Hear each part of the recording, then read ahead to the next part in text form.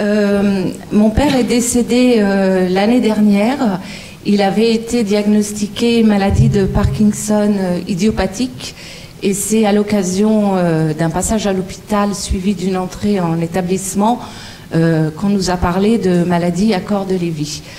On s'est rendu compte à cette occasion que les symptômes en fait étaient présents depuis bien longtemps et qu'ils n'ont pas été pris en compte. Alors je vais un petit peu critiquer la neurologue, mais sincèrement je lui en veux pas parce qu'elle ne peut pas faire le diagnostic d'une maladie que malheureusement elle ne connaissait pas. Le contexte familial chez moi, c'est des parents qui sont dans un très bon état d'esprit. C'est un couple très uni qui veut absolument profiter au maximum de la vie, donc ils prennent soin d'eux, ils n'ont pas de problème pour faire des examens de prévention, etc. Mon père était persuadé qu'il avait la maladie d'Alzheimer. Il a été suivi déjà avant ses 80 ans dans un centre de mémoire, je crois que c'est comme ça qu'on dit, oui, un centre mémoire exactement. Il y a eu des tas d'examens, il a été suivi pendant longtemps et à chaque fois les résultats n'étaient pas du tout inquiétants et pour finir par lui dire que non, vraiment, il n'a pas la maladie d'Alzheimer.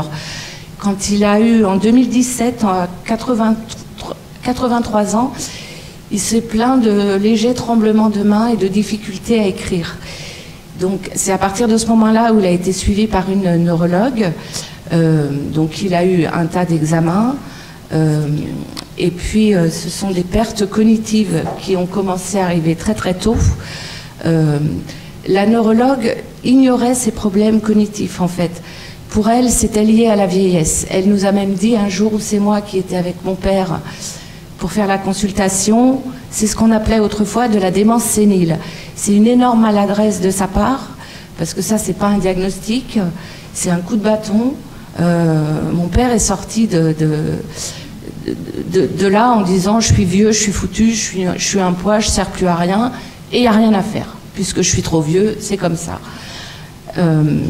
Il était traité par... il prenait du Modopar, il en a pris pendant 5 ans à peu près. C'est vrai, excusez-moi, je suis un petit peu émue, c'est le dernier mois vraiment où il a eu des problèmes moteurs. Tout le reste du temps, il était même très mobile, on pouvait marcher longtemps, il aimait ça. Ce qui fait qu'il a pu rester chez lui, avec ma mère qui était son aidante principale. Mon frère, ma sœur et moi, on est une famille qui s'entend très bien. On était éloignés géographiquement, mais on y passait toutes nos vacances pour prendre le relais. Les week-ends prolongés, chez eux, il y a eu toutes les aides possibles grâce à la DMR, qui est une très belle association aussi, voilà, pour qu'ils puissent rester chez eux le plus longtemps possible. Mon père était très conscient de sa maladie, il ne l'a jamais nié. Il était acteur de sa maladie, très volontaire. Il n'a jamais eu de réticence à faire un examen, à prendre des médicaments. Malheureusement, on n'a pas été aidé, il n'a pas été écouté. C'est-à-dire que les problèmes cognitifs qui étaient de se perdre autour de chez lui, tout simplement, qui ont fait que... Et on a eu de la chance, il a accepté de ne plus aller se promener seul, par exemple, et qui ont en plus été tout le temps fluctuants. C'est-à-dire que le matin, on ne savait jamais comment la journée allait se passer. Il pouvait y avoir des moments de perte de repères complets, il se perdait chez lui, comme il pouvait y avoir des moments où il était extrêmement lucide. Parfois, il perdait le fil de la conversation et puis ça revenait. Voilà, ça a toujours été fluctuant et vraiment le plus handicapant pour lui, parce qu'à la fin, quand j'ai découvert l'association, malheureusement trop tard, sur le formulaire de recueil de symptômes qu'on peut télécharger sur le site de l'association, je coche 90% des symptômes. Donc ce qui était vraiment le plus gênant, c'était ces pertes cognitives qui le mettaient dans une grande détresse psychologique, qui le rendaient dépressif et très angoissé. Et puis les nuits qui étaient terribles. Il faisait des cauchemars, il se levait 3, 4 fois, 5 fois la nuit, il confondait le jour et la nuit. Il fallait aller le raccompagner dans sa chambre parce qu'il la retrouvait pas toujours. Notre mère, qui avait un super bon tempérament, qui était très pleine d'énergie, plutôt du style, on disait d'elle qu'elle était douée pour le bonheur, s'adaptait à ça, trouvait des solutions. Elle avait malheureusement une pathologie cardiaque qui faisait qu'elle était en insuffisance cardiaque. On était bien conscient de cette situation un peu bancale, enfin même très bancale finalement. On s'inquiétait pour elle. Elle nous disait qu'elle tenait le coup, qu'elle voulait évidemment surtout pas laisser mon père. Elle rappelait à mon père, quand il lui disait qu'il était un poids trop lourd pour elle, le contrat qu'ils avaient signé il y a 60 ans, d'être toujours ensemble. Et elle disait qu'elle tenait le coup, en fait. Malheureusement, au mois de juin, elle a fait un malaise. Elle a été transportée à l'hôpital et elle est décédée dans les heures qui ont suivi. Ça, c'est un scénario qu'on avait envisagé, puisque dans ma famille, il n'y a jamais eu de tabou avec les problèmes cognitifs, avec la vieillesse, la fin de vie, etc. Donc, il avait été décidé qu'on emmène mon père chez mon frère, où il s'installait pour une durée indéterminée, jusqu'à ce qu'on trouve un établissement pouvant le recevoir. Et il y avait près de chez mon frère 2 établissements qui pouvaient prendre les personnes qui avaient des problèmes cognitifs. Je suis restée chez lui 3 semaines, où ça allait à peu près, parce qu'à chaque fois qu'il était avec mon frère, ma sœur ou moi, évidemment, il était beaucoup mieux. Ça, c'est un pouvoir qu'on a découvert, qu'on avait quand même, de le rassurer beaucoup. Quand je l'ai amené chez mon frère, malheureusement, évidemment, et puis la perte de sa femme, petit à petit, son état s'est dégradé. Un matin, il a été incapable de monter l'escalier pour aller dans sa chambre. Et pour la première fois, il tenait des propos incohérents. Mon frère a appelé un médecin qui craignait un problème cardiaque. Donc il a été hospitalisé. Là, il n'avait aucun problème, puisque par ailleurs, en plus, il était en parfaite santé. C'est un homme qui, à part prendre du Modopar, n'a quasiment jamais pris de médicaments de sa vie. À l'hôpital, on nous a rassurés sur son état cardiaque, mais on nous a dit qu'il était hors de question qu'il retourne chez mon frère parce qu'il était vraiment trop perdu. Et donc on nous a proposé en urgence de l'hospitaliser dans cet hôpital. Ils lui ont trouvé une chambre en chirurgie où vraiment il n'avait rien à faire. Et là, il s'en est suivi un épisode qui, moi, m'a laissé quand même assez traumatisée, puisque c'est moi, mon frère partait en vacances, c'est moi qui venais prendre le relais. Et le 2e jour, l'infirmière m'appelle et me dit « Venez, on ne sait plus quoi faire avec votre père ». Je suis arrivée devant la porte de sa chambre.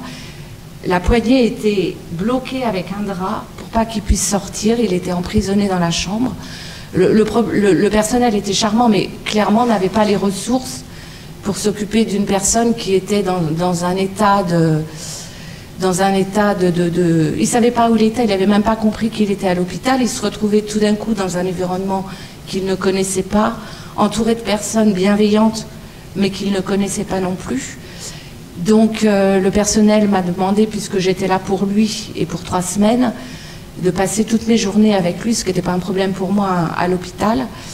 C'est la première fois où je n'arrivais pas à le ramener à la réalité. C'est-à-dire qu'habituellement, je réussissais toujours à le faire. Ça prenait plus ou moins de temps, mais je réussissais toujours à l'apaiser.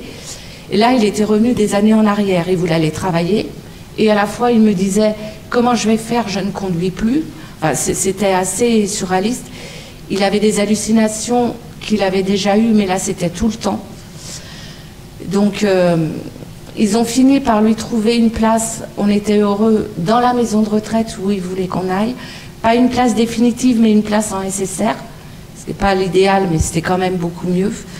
On était évidemment très très inquiets de ce nouveau déplacement. On se disait ça va être encore dramatique, alors que son état commençait un petit peu à s'apaiser. Et heureusement, arrivé dans cet établissement, le fait qu'il y ait un personnel formé, un environnement beaucoup plus agréable, il a petit à petit retrouvé ses esprits et nous disait « Je vais être bien ici, le personnel, c'est facile de se repérer, je retrouve ma chambre, je peux m'habiller tous les jours, je peux aller manger dans une grande salle avec d'autres personnes. » Donc on a un petit peu repris espoir et on s'est dit qu'il avait des ressources encore pour s'adapter, parce que nous, on s'était projeté dans l'avenir comme passant nos week-ends avec notre père, l'emmenant chez nous, etc. Et donc on s'est dit que peut-être que ça pouvait aller mieux. Malheureusement, il a attrapé une pneumonie qui était due à beaucoup de fausses routes qu'il faisait, et il a été emporté en quelques jours par cette pneumonie. Donc excusez-moi, je suis peut-être un petit peu trop longue. Donc nous, j'ai consulté mon frère et ma sœur, et on est vraiment d'accord sur cette conclusion que je vais apporter, c'est que si on avait su, moi, je n'en veux pas au personnel soignant qui ne peut pas faire le diagnostic de quelque chose qu'il ne savait pas, mais si on avait su, ça aurait été complètement différent. Ce qu'on veut quand on a des parents âgés et qui arrivent en fin de vie, c'est évidemment leur adoucir les choses au maximum, être près d'eux, et c'est ce qu'on a pu faire, hein, mais il est parti dans une très grande détresse. Il n'est pas parti apaisé. Or, c'est ce qu'on aurait voulu, et ça, c'est un énorme regret qu'on a. Il est parti dans un état psychologique terrible, parce qu'en fait, il est resté lucide jusqu'à la fin. Donc, ces moments de délire et ce moment de lucidité, c'est terrible à voir. Je le voyais lutter parfois avec son propre... je ne sais pas comment dire ça, avec son propre cerveau pour essayer de recoller les morceaux. Et je pense qu'il se faisait plus confiance lui-même. Les relations avec la neurologue, je ne dirais pas qu'elles étaient mauvaises, malheureusement. Une consultation de 20 minutes, même si on l'a préparée, c'est trop court. Il y a une forme il y a une grande lenteur chez les personnes âgées. Elles ne peuvent pas, surtout quand elles commencent à perdre leurs mots, elles ne peuvent pas exprimer comme ça tous les symptômes et tous ces symptômes, ils n'ont jamais été pris en compte en fait. Donc il n'a pas, comme le témoignage que faisait Michel, eu la chance d'avoir des explications. Nous, à aucun moment, on nous a dit, mais rejoignez des associations. Il y en a plein en plus d'associations. Faites-vous aider. Rencontrer d'autres malades, rencontrer d'autres aidants.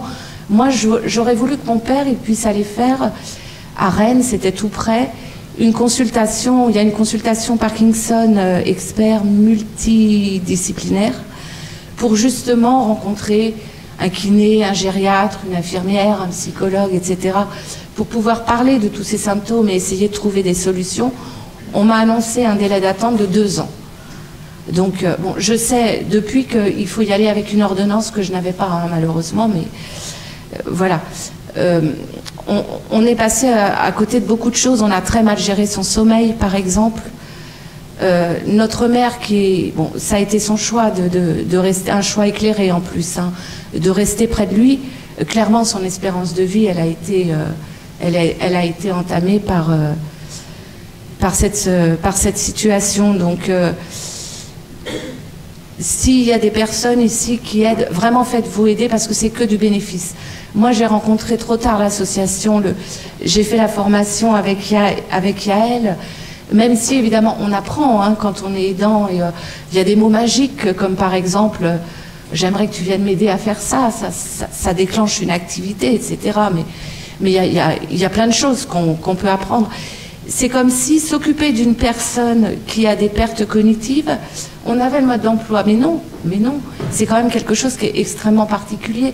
Aller aider un parent qui vient de se faire opérer pour rester chez lui en attendant qu'il retrouve ses forces, c'est fastoche.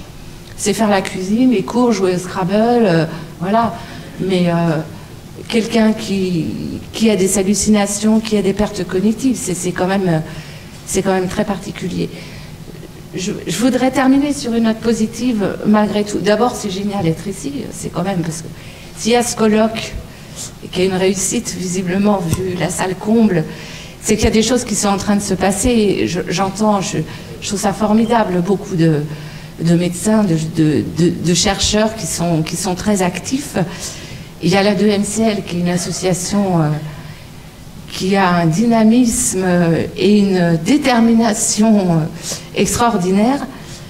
Et puis malgré tout ça, j'ai pas trouvé d'autres mots à mettre là-dessus, mais aider quelqu'un, c'est bien, vraiment. Aider un parent, c'est bien, en fait. On se découvre le pouvoir de rassurer quelqu'un. Tout le temps qu'on a passé avec notre père, on ne l'aurait pas passé s'il n'avait pas été malade, forcément. Nous, on aurait mené notre vie. C'est des tas de souvenirs merveilleux, en fait. C'est une communication, tout d'un coup, qui devient différente. On apprend beaucoup de choses. On allait souvent dans le jardin avec mon père voir le coucher de soleil. Et parfois, quand les couchers de soleil avaient été extraordinaires, il me disait « ça, on ne peut pas me le prendre. » Il y a tout ce temps qu'on a passé là, on ne peut pas nous le prendre. C'est vraiment du bonus. si c'était à refaire aujourd'hui, moi je le referais, mais par contre je le referais pas pareil parce qu'aujourd'hui je sais beaucoup de choses et c'est vraiment informez-vous, parlez de la maladie, rapprochez-vous des associations et puis un grand merci aux médecins, chercheurs qui sont ici pour essayer de combattre cette maladie et à la 2LCL évidemment, où je suis devenue maintenant bénévole. Voilà. J'espère que j'ai pas été trop... Bon, ben, je ne vais pas dire grand-chose de plus, parce que c'est un témoignage qui décrit très bien, je crois, le parcours d'un aidant. Moi, je me plaçais peut-être en tant qu'aidant conjoint, déjà, donc c'est un petit peu différent. J'étais aidant de première ligne depuis le début, avec une situation tout à fait comparable d'un point de vue errance diagnostique, quelque chose qui est encore très fréquent, c'est-à-dire que ma femme avait été diagnostiquée une grosse dépression, puis dépression mais avec Parkinson, puis on avait dit qu'elle simulait, donc errance diagnostique qui a duré très longtemps, et là moi je me suis retrouvé l'impression d'être devant un espèce de mur d'incompréhension de la part des médecins, bien sûr, des soignants, de l'entourage, de la famille, cette espèce d'isolement que nous avions parce que ma femme avait un comportement anormal, qu'on n'arrivait pas à dire ce que c'était, ce qu'il y avait, et à traiter. Et cet isolement s'est poursuivi même après le diagnostic. Le diagnostic a été difficile à obtenir, et une fois obtenu, j'ai eu l'impression d'être tout seul, parce que, d'abord, j'ai cru que la maladie à corps de Lévy était une maladie très rare, puisqu'on n'en parlait jamais.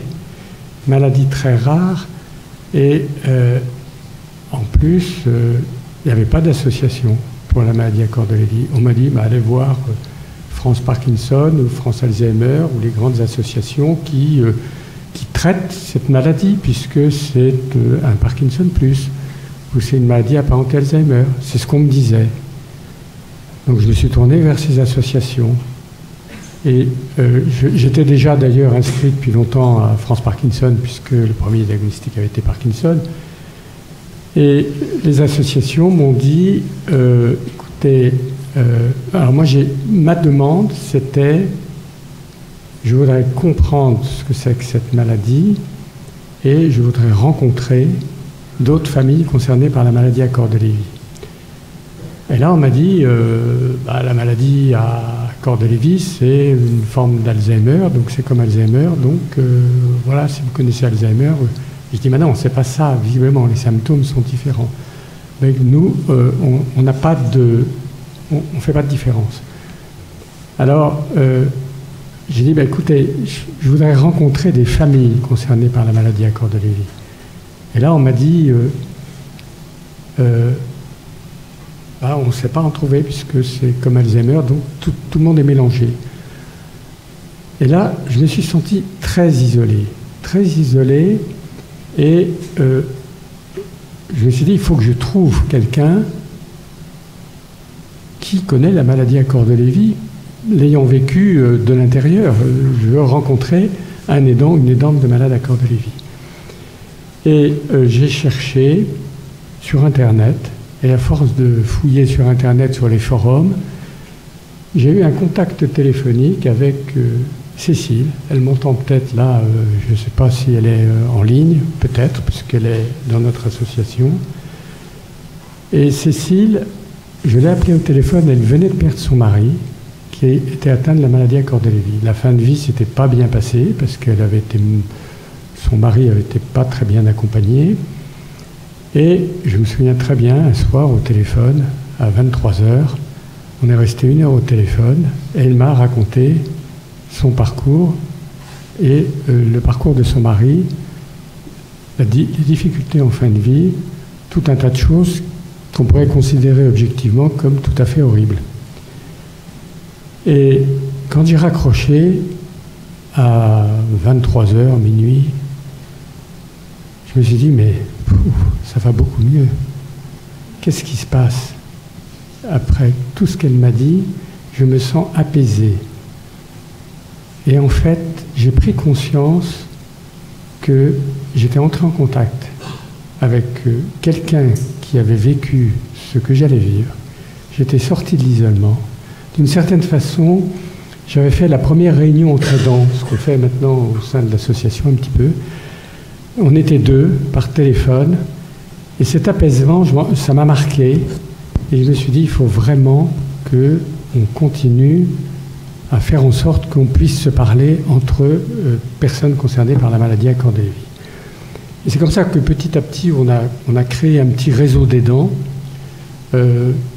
On se retrouvait au Jardin du Luxembourg, on était 5-6, là, je ne sais plus qui il y avait, Jacqueline, Marie-Suzanne peut-être, là, il y en a 2 ou 3 dans la salle, et puis 10, puis 12, et puis on a échangé sur une adresse mail de groupe.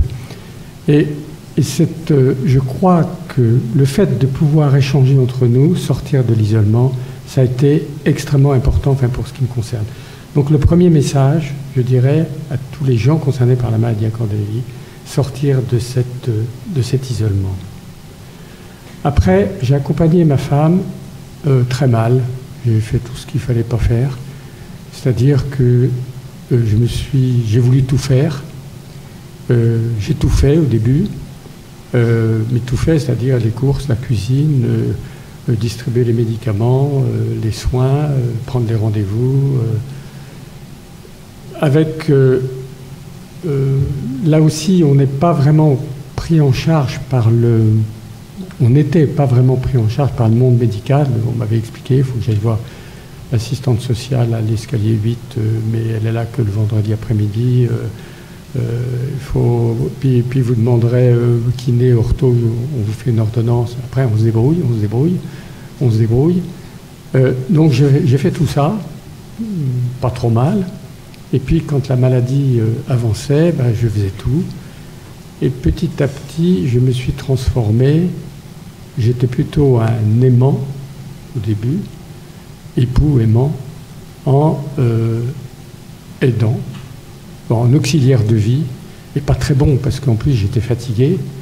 Donc, quelquefois, j'avais des comportements moi-même de mauvaise humeur, on va dire, vis-à-vis de ma femme. Du coup, elle me renvoyait immédiatement un syndrome de Capgras, gros comme une maison. Et puis on rentrait dans des cycles comme ça un petit peu difficiles. Donc, le deuxième message, si je puis dire, c'est de faire en sorte qu'il faut s'organiser pour être le capitaine du navire et non pas le matelot. C'est-à-dire qu'il faut vraiment essayer de garder de la distance pour pouvoir rester un conjoint, un époux aimant. Et donc, il faut faire un maximum de choses, même si on a l'impression que ce n'est pas toujours très bien fait, surtout au début. On se dit, ah ben non, ouais, elle n'y comprend rien, elle ne connaît pas la maladie, ce qui est vrai. Mais après, on lui explique, petit à petit, ça marche et ça s'arrange. Après, mon troisième message, c'est peut-être un petit message d'espoir, je ne vais pas vous décrire tout le parcours.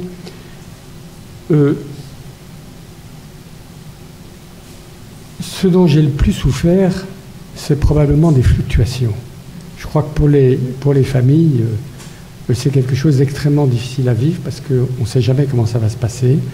Quand on prépare, on organise quelque chose, que tout va bien, l'instant d'après, tout va mal. Puis quand tout va mal, on se dit, bon, on en prend son parti, puis finalement tout va bien, donc on change tout. Donc les fluctuations, il faut vraiment essayer d'en profiter. Quand il y a des bons moments, on essaye c'est ce qu'on dit dans nos formations d'aidants, là, c'est un peu comme la météo, quoi, un ciel de traîne. Quand il y a un orage, on essaye de faire le dos rond, mais en se disant qu'il va faire beau derrière. Donc on pense au beau temps qu'il va faire. Puis quand il fait beau, on se dit gardons les parapluies pas loin, parce que on ne sait jamais, il va peut-être faire mauvais. Mais moi j'ai des très bons souvenirs de bons moments, même quand la maladie était très avancée, parce qu'il y a eu des moments où ma femme s'exprimait très bien, était lucide. Je crois que les malades, on le dit souvent dans nos formations, ils sont très lucides, on l'a déjà dit, hein, très lucides, souvent, même quelquefois quand ils ont des troubles de comportement qui s'expriment mal, quelque part, il y a une partie d'eux-mêmes qui reste particulièrement lucide, ils sont hypersensibles, et puis très anxieux souvent, et fluctuants. Mais dans ces moments de fluctuation, on peut vraiment en profiter. Et donc, il faut en profiter. Et je crois que comme aidant, moi, ce que j'en retire, c'est que on plonge dans, je pense, peut-être ce qu'il y a de plus fort dans la relation humaine et dans une relation humaine de couple. Quand il y en a un qui est dans une situation catastrophique, que l'autre est là pour l'accompagner, c'est une expérience de relation humaine, d'humanité, que je trouve très très forte. Enfin, je voudrais quand même dire un dernier mot pour les aidants. Un aidant, il faut s'occuper des aidants. Il y a le docteur Julie Bernard ce matin qui a dit ne pas oublier l'aidant. Ne pas oublier de l'aidant, pour l'aidant bien sûr, hein, c'est mieux d'être bien quand on est aidant. Mais je pense que c'est primordial pour le malade, pour la personne malade. Et là, je sais qu'il y en a dans la salle. Hein, il faut que vos aidants, hein, je me tourne vers les personnes malades, il faut que vos aidants soient en forme, soient bien, soient reposés, et vous irez bien. D'abord, ils seront de bonne humeur, ils seront gentils, ils s'occuperont bien de vous, et à ce moment-là, vous irez beaucoup, mais beaucoup mieux, parce que je sais que vous êtes très sensible à l'empathie, l'affection, la chaleur humaine que vous apportent vos aidants. Voilà, j'en ai terminé. Alors, on a 2 minutes d'avance, donc moi je voudrais juste vous raconter une petite histoire familiale. J'ai pas tellement envie de raconter les détails de la vie de mes parents.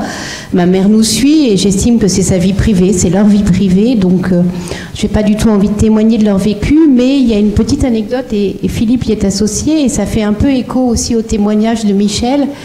Mon père est tombé malade en 2012, on a diagnostiqué la maladie à cœur de Lévy en 2019. Et en 2012, j'avais déjà 2 enfants, une qui avait 2 ans et l'autre qui avait 5 ans. Et donc mes enfants ont grandi avec ce grand-père qui avait souvent, parfois, des drôles de comportements. Et notamment, des fois, s'énervait ou se mettait en colère, avait des hallucinations. Et c'est particulièrement difficile pour les jeunes enfants. Et nous-mêmes, on n'est pas très à l'aise et on ne sait déjà pas comment faire. Et on est allé en mars 2020 à Paris, une rencontre qui était organisée avec Philippe, Catherine Laborde et le professeur Paquet. Et donc j'avais emmené ma mère et ma fille, et toutes les 3, on est allés à Paris les écouter. Et je voyais bien que ma fille, qui avait 10 ans à l'époque, s'interrogeait, écoutait, suivait. Et puis à la fin, elle m'a dit « J'ai une question. Je voudrais aller poser une question au monsieur, donc à Philippe de Linares, et je crois qu'il s'en souvient encore. » Et Alette est allée le voir en lui disant que des fois il y avait son grand-père qui avait des hallucinations, qui s'énervait et que ça lui faisait beaucoup de peine et qu'elle était très stressée, qu'elle ne savait pas quoi faire. Et donc Philippe, très calmement, l'a écoutée, l'a rassurée et lui a dit que le truc à faire c'était peut-être de sortir de la pièce, d'attendre un petit peu et de revenir en souriant. Et elle l'a fait. Et c'est vraiment cette rencontre avec Philippe a énormément marqué ma fille. Et voilà, moi, mon petit témoignage, c'est de dire qu'il y a des enfants et qu'il y a les aidants, il y a les aidants conjoints, il y a les aidants enfants, mais il y a aussi les petits-enfants et qu'à eux aussi, il faut y penser parce qu'ils voient, ils entendent des choses qui ne sont pas terribles et que c'est bien aussi qu'on essaie de les aider et de leur donner les bons conseils. Voilà.